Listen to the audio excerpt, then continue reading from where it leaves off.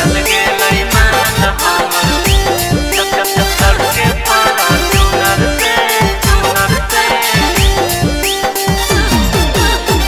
चल गेलै माल हमर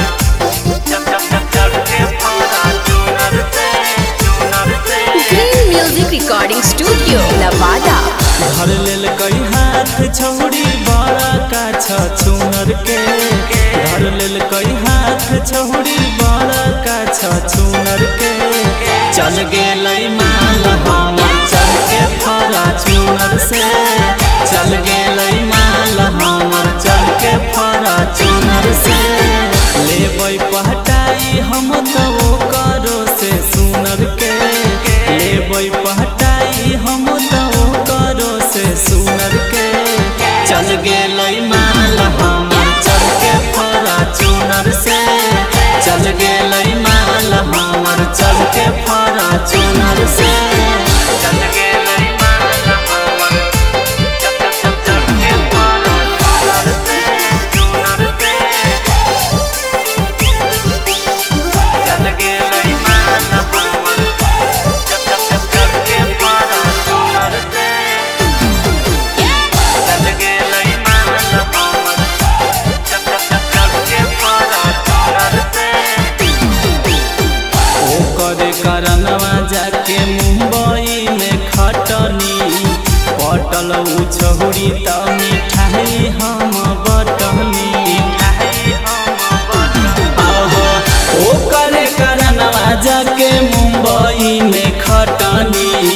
पटल रहे छौड़ी त मिठाई हम बटनी कैले हलियै प्यार हम त बचपन के उम्र से कैले हलियै प्यार हम त बचपन के उम्र से चल गेलै माल हमर चल के फॉर्च्यूनर से चल गेलै माल हमर चल के फॉर्च्यूनर से चल गेलै माल हमर चक चक चक करके फॉर्च्यूनर से चूनर से चल गेलै माल हमर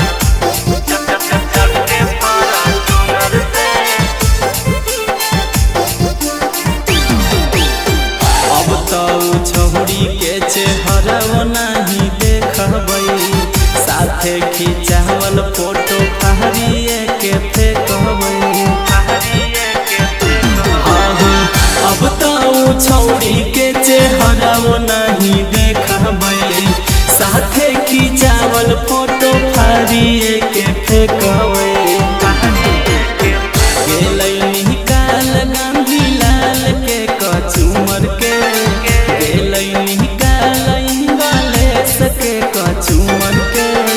चल गेलै माल हमर चल के फॉर्च्यूनर से चल गेलै माल हमर चल के फॉर्च्यूनर से। Green music recording studio Nawada.